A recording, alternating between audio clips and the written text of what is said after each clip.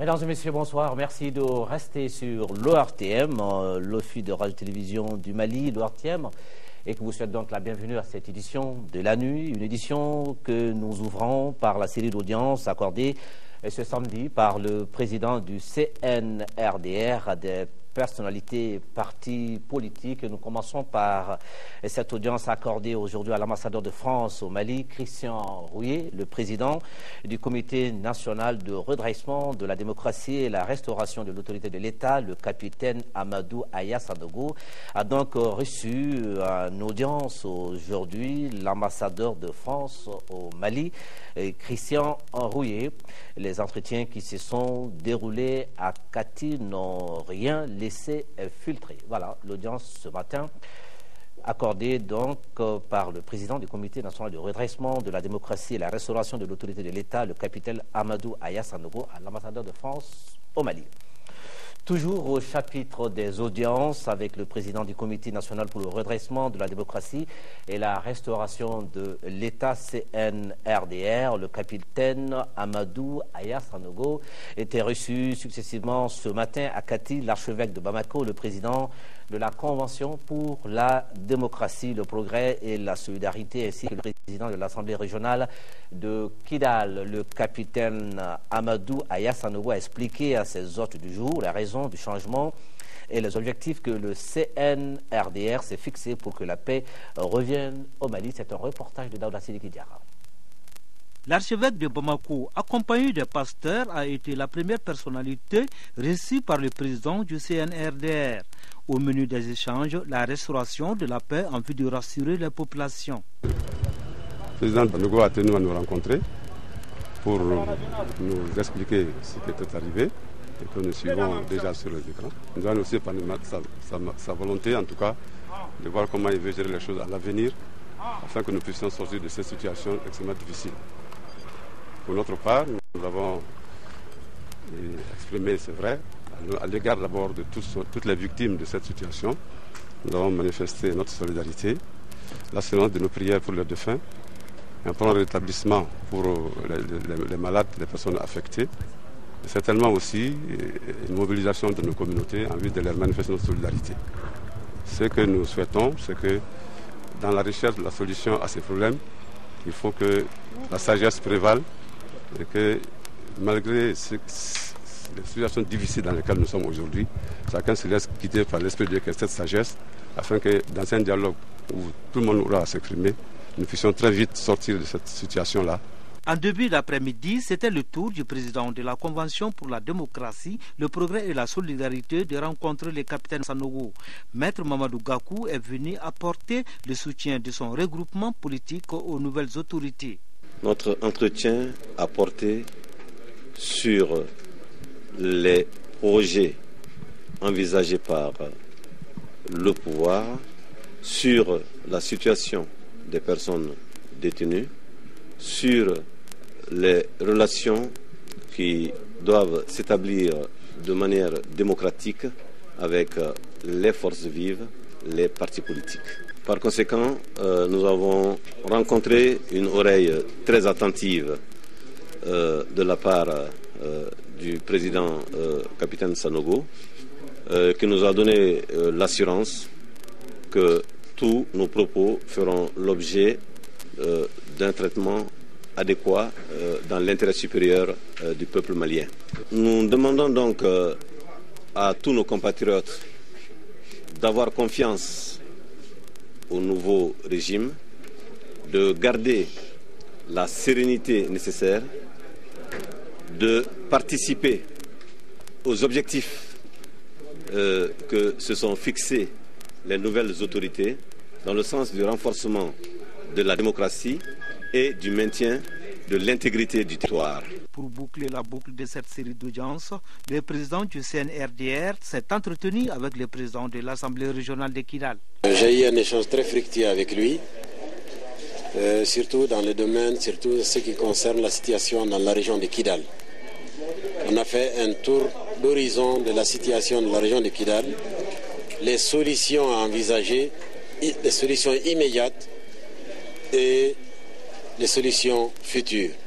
Nous sommes très confiants La région de Kidal soutient le comité, soutient son président et nous sommes prêts à aller avec les nouvelles autorités dans le sens de la sauvegarde de l'unité nationale. Il a pris l'engagement de nous soutenir sur tous les plans et tous les détails lui ont été donnés pour ce qu'il faut aujourd'hui pour nos forces armées, pour nos populations. Il m'a rassuré aujourd'hui qu'il fera tous les moyens pour défendre la région, la ville de Kidal. Nous aussi, nous avons pris l'engagement aussi de se battre aux côtés des forces armées pour que, en tout cas, nous allons relever ces défis et nous demandons aussi à la population du Mali un sursaut national parce que c'est le Mali, Tessalit c'est le Mali, Kidal c'est le Mali, Aguelhok c'est le Mali, Kolokani c'est le Mali, Korondjeva c'est le Mali, donc il faut un sursaut national. Le parrainat se dit ouvert au dialogue et souhaite une sortie rapide de crise. C'est du moins ce qu'a déclaré une délégation du parrainat reçue par le président du CNRDR. Nous vous proposons ici d'écouter le porte-parole du parrainat. Le parrainat est ouvert au dialogue. Et dès que le capitaine sera prêt, il va inviter notre président pour venir échanger avec lui. C'est ce qu'il nous a dit. Nous sommes vraiment ouverts au dialogue et nous souhaitons vraiment une sortie de crise le plus tôt que possible. Nous avons fait une déclaration. Nous sommes venus remettre la déclaration au président du CNDR et nous lui avons demandé d'accepter de recevoir les partis politiques pour qu'on puisse échanger et voir comment on peut trouver une porte de sortie de crise. Des émissaires de la CEDEAO, de l'Union africaine et de l'ONU ont été reçus hier par une délégation du Comité national pour le redressement de la démocratie et la restauration de l'État. Les émissaires étaient conduits par Kadri Désiré Ouedraogo, président de la commission de la CEDEAO. La délégation était venue transmettre un message des différentes institutions africaines. Nous écoutons Kadri Désiré Ouedraogo. Je suis à la tête d'une mission dépêchée à Bamako par son Excellence Alassane Dramane Ouattara, président de la République de Côte d'Ivoire et président en exercice de la CEDEAO, qui m'a demandé de conduire cette mission auprès des autorités maliennes. Et bien sûr, en conduisant cette mission, nous avons le soutien et l'appui également de l'Union africaine et des Nations Unies. Vous avez là le représentant de l'Union africaine et le représentant du secrétaire général des Nations Unies en Afrique de l'Ouest. C'est dire que c'est donc une mission conjointe CEDEAO, Union africaine et Nations Unies. Nous sommes venus livrer un message du président en exercice aux autorités du Mali et nous leur savons gré de nous avoir accueillis et d'avoir écouté notre message. Et au nombre des audiences, nous notons également celle accordée aux représentants de l'ADEMA et de la CODEM. Des images à voir dans nos éditions futures. Le président du CNDR s'est adressé à la population, toujours dans le cadre de la gestion du carburant sur le territoire.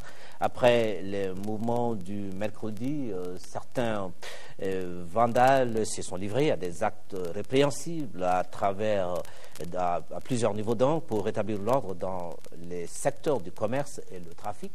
Le président du CNRDR a donné des explications, mais également sur la reprise des activités et la vente de carburant. Nous écoutons le capitaine Amadou Ayassanogo. Il est au micro de Mariam Sagara. À cet instant-ci, je rassure encore le peuple malien, à n'importe quel niveau que ce soit, que c'est moi, Sanogo, qui parle, je vais bien, avec tous mes hommes, il ne se passe actuellement aucun problème. Et je profite de ça pour prier la population et à reprendre les activités au quotidien, à savoir dès demain, et je ferai sécuriser personnellement toutes les stations d'essence ou au minimum une grande partie des stations d'essence dès la première heure par les éléments des forces armées et de sécurité. Cela pour que ces stations soient opérationnelles et servir le peuple malien. Je profite aussi pour ajouter un point important. Le carburant, encore en République du Mali, n'a pas changé d'un centime.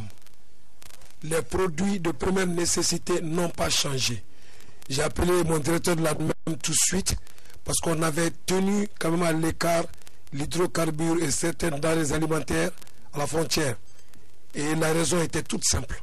C'était pour les sécuriser parce qu'au moment où on casse les boutiques, si vous faites rentrer une citerne ou si vous faites rentrer un camion plein de denrées, c'est pour l'exposer à la même situation. De ce fait, j'avais décidé de les garer et à l'instant où je vous parle, tous les services de douane, de sécurité au niveau des frontières ont été instruits de laisser passer les véhicules citernes et trucs pour approvisionner. Encore une fois, demain matin, première heure, je rassure le peuple malien que je ferai le maximum pour sécuriser les stations d'essence par mes forces. Vous les verrez dans les stations, ce ne sont pas contre vous ni rien, c'est pour sécuriser et pour éviter éventuellement des cas d'exaction ou de vandalisme qui peuvent se passer. Donc, encore une fois, merci.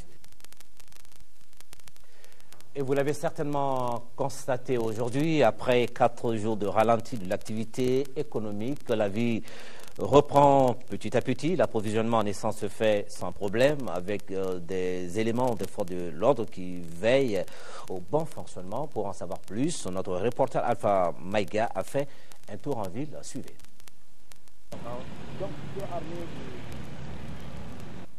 Ils vont et ils reviennent dans tous les sens. Les véhicules, les motocyclistes, les piétons.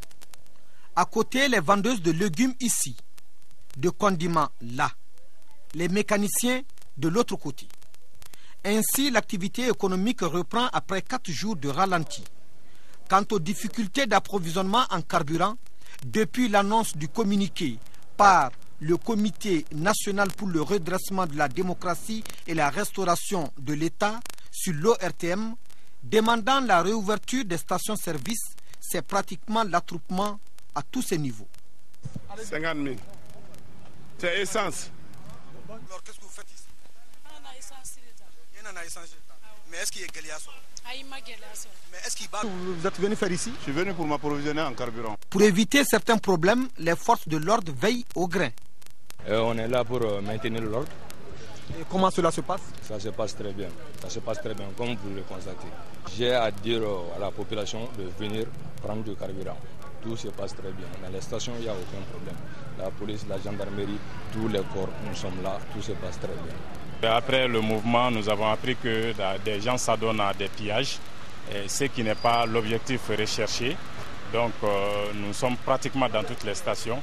C'est juste pour que le paisible citoyen puisse être bien servi et que la quiétude règne dans tout le district. Au niveau de toutes les stations-service, le prix à la pompe reste inchangé.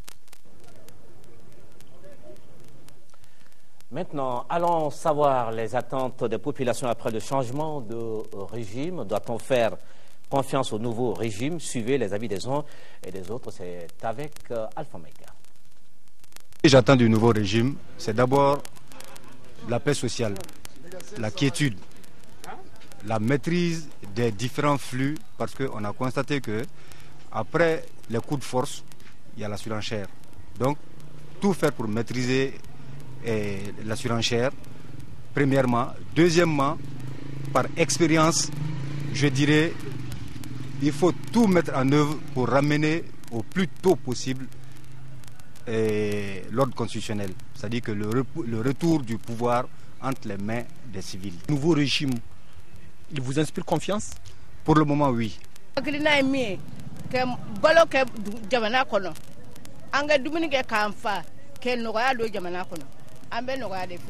Je nous souhaite pleine réussite. Nos voeux les accompagnent. Vos attentes? Qu'ils fassent vite pour remettre le pays sur les rails, sinon le pays est arrêté. Alors, est-ce que vous faites confiance vraiment au nouveau régime? Entièrement confiance. Bon,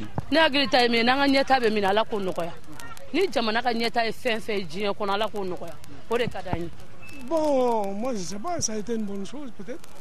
Je ne sais pas, on verra par la suite. Alors, est-ce que vous faites confiance à ceux qui viennent de prendre le pouvoir? Bon, il a dit hier qu'on peut ouvrir, aujourd'hui on a ouvert, on est tranquille. déjà il y a un début de confiance. Oui, on circule très bien. Vraiment, on est tous contents. Mais zone bɛ ka don ko senkɔrɔ ka ko tiɲɛ quoi. Et nous poursuivons avec les réactions, avec les différents communiqués qui nous parviennent. D'abord, l'Union des forces démocratiques UFD qui déclare avoir pris acte du coup d'État du 22 mars 2012 par le Comité national de redressement de la démocratie et la restauration de l'État, le CNRDR, l'UFD qui souhaite ardemment que la motivation principale, à savoir la sauvegarde de l'intégrité territoriale du pays, soit préservée. L'UFD se dit disposé à accompagner les nouvelles autorités pour l'accomplissement de cette noble mission à laquelle aspire tout le peuple malien. Et puis, motion de soutien au CNRDR, de l'Association malienne pour la recherche, l'animation et la consolidation de la culture Bella, et l'association qui réaffirme son attachement aux nobles idéaux qui animent le CNRDR, à savoir la défense de l'intégrité territoriale, la justice, l'équité des droits. Et puis cette déclaration du Bureau national de la nouvelle force africaine, le Bureau national de la nouvelle force africaine, NFA, déclare avoir pris acte du coup d'État militaire survenu le 21 mars 2012 au Mali et en effet manifeste son soutien indéfectible au Comité national de redressement de la démocratie et de la restauration de l'État et un appel à la cohésion au sein des forces de sécurité et de défense du Mali pour bien réussir leur mission. La défense de l'intégrité territoriale du Mali demande l'organisation dans un délai plus bref, l'organisation donc des élections libres et transparentes et un retour à l'ordre constitutionnel. Le comité Bois Bobo en République du Mali, les communautés Bois du Mali manifestent leur approbation à la vaillante armée pour son courageux acte de sauver le Mali en dérive pour la perte de son intégrité territoriale et son unité nullement négociable. Et ces communautés s'engagent à s'investir pleinement afin que notre chère patrie sente leur présence effective dans toutes les entreprises de son développement. Elle prie les nouvelles autorités du pays de prêter une attention toute particulière aux dites communautés dans la gestion des affaires de la nation malienne. Les réseaux alternatifs pour un Mali debout, lettre de soutien donc au Comité national de redressement de la démocratie et de la restauration de l'État du Mali. Dans ce communiqué donc, dans cette lettre, ce jour, 22 mars 2012, le peuple malien tout entier a pris acte de bravoure de votre conseil à poser en mettant fin au régime de Amadou Toumani Touré. Notre association approuve cette œuvre et exprime son adhésion aux idéaux de votre conseil, notamment la gestion efficace, efficiente de la crise du Nord, l'organisation des élections, le retour à l'ordre constitutionnel et la mise en place des institutions de la République. Et cette motion de soutien du groupement d'études techniques de Kati qui exprime son soutien aux acteurs du CNRDR pour leur sens élevé de patriotisme, de la sauvegarde de l'unité nationale et de l'intégrité territoriale. Le mouvement populaire pour la démocratie directe, MPDD, Bureau national, le mouvement populaire pour la démocratie directe par la voix de son président exprime tout son soutien au CNRDR pour la défense de l'intégrité territoriale du Mali, la sauvegarde et la protection des personnes et de leurs biens et la restauration d'un état de droit. Par la même occasion, le mouvement populaire pour la démocratie directe demande au CNRDR de tout mettre en œuvre pour remettre le pouvoir dans les meilleurs délais à un président démocratiquement élu à travers des élections crédibles et transparentes. Le club des amis du Bélédougou, Kati, suit avec intérêt les événements en cours dans notre pays. Le club salue et exprime son soutien indéfectible au Comité national pour le redressement de la démocratie et la restauration de l'État. Le Rassemblement pour le développement et la solidarité RDS prend acte de ce changement de régime, le RDS, qui est disposé à apporter sa contribution au Comité national pour le redressement de la démocratie et la restauration de l'État, demande aux nouvelles autorités de s'inscrire dans la voie de la sauvegarde de l'État de droit en traitant bien les prisonniers, en prenant toutes les dispositions pour organiser dans les plus brefs délais des élections crédibles et transparentes, en rayant toute forme de partition de notre pays, en dotant nos forces armées de tous les moyens pour mener à bien leur mission sacrée. Et puis, ce communiqué du bureau exécutif de l'AJPDH qui déclare donc que suite aux récents événements qui marquent l'histoire de notre pays, l'AJPDH se réjouit de cet acte. Par conséquent, l'amicale s'engage à donner le meilleur de lui-même pour accompagner le CNRDR dans la bonne exécution de sa mission et demande à toutes les forces vives de notre pays à se rallier à cet acte responsable pour le bien-être de tous. Et puis ce communiqué numéro 8 du Comité national de redressement de la démocratie et de la restauration de l'État, CNRDR, de ce samedi 24 mars 2012. Un communiqué signé du président du CNRDR, le capitaine Amadou Aya Sanogo, et dont les contenus vous est livré ici par le porte-parole du CNRDR.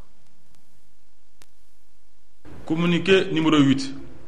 Le Comité national de redressement de la démocratie et la restauration de l'État invite tous les porteurs d'uniformes à rejoindre les casernes avec armes et munitions pour un contrôle physique dès ce dimanche 25 mars 2012 à partir de 08h, délai de rigueur. Toute absence sera punie avec la dernière rigueur. Le CNRDR rappelle que les commandants d'unités sont responsables des hommes et des matériels.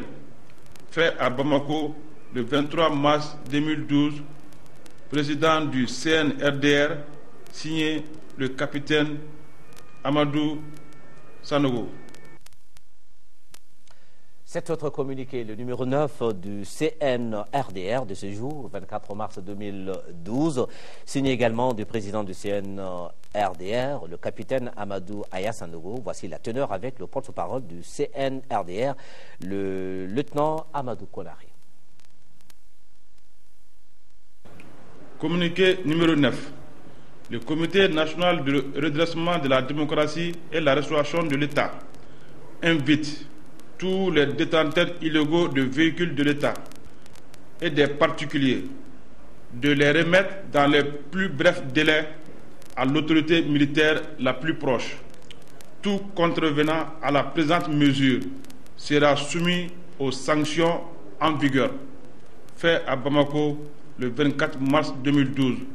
Président du CNRDR, signé le capitaine Amadou Aya Sanogo.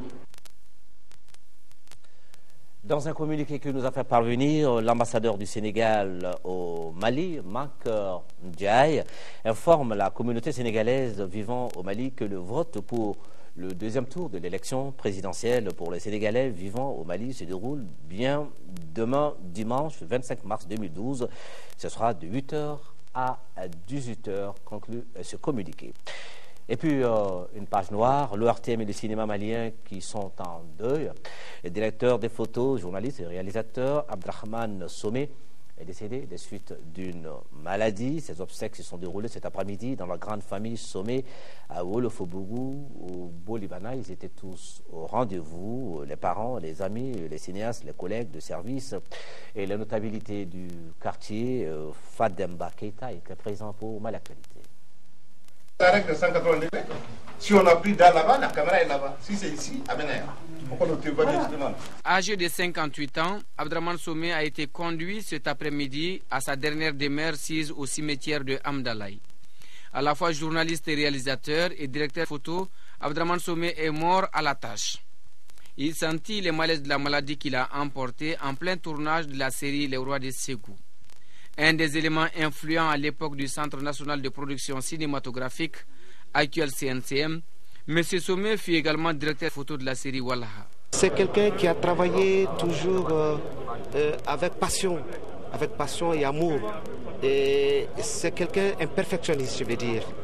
Et il était le compagnon de tous les réalisateurs parce qu'il voulait rendre l'image qu'il fallait pour que le film il soit beau, il soit agréable à voir. Il était parmi les premiers caméramans formés en 1983 en Libye pour le démarrage de la RTM, à Radio-Télévision du Mali. J'ai partagé plusieurs plateaux de cinéma avec lui. Je l'ai connu en tant qu'un homme dont on retient de lui une grande sagesse, très calme, quelqu'un qui a des apports dans le sens de son travail, très engagé à Abdraman Soumé, très engagé dans le travail. C'est regrettable. Ce beau monde venu l'accompagner à sa dernière demeure témoigne de l'attachement à la famille et à l'entourage. Abdraman, il est sans pareil. Abdraman, il est sans pareil. Sans pareil, il est bon. Il est bon de cœur, il est bon de toi. Il est généreux. Il est généreux. Je ne peux pas le qualifier. Les mots me manquent pour le qualifier. Jusqu'à ce jour, Abdraman Soumé occupait les postes de chef de section formation et de production à la nouvelle chaîne télé TM2 de l'ORTM. Il laisse derrière lui 2 épouses, 4 enfants, des parents, amis et collègues de service inconsolables. Que la terre lui soit légère. C'est la fin de cette édition. Nous vous remercions de l'avoir suivi. Demain, 13h, Sira Batili. Inch'Allah, on se retrouve pour l'édition du soir. Merci. Excellent week-end.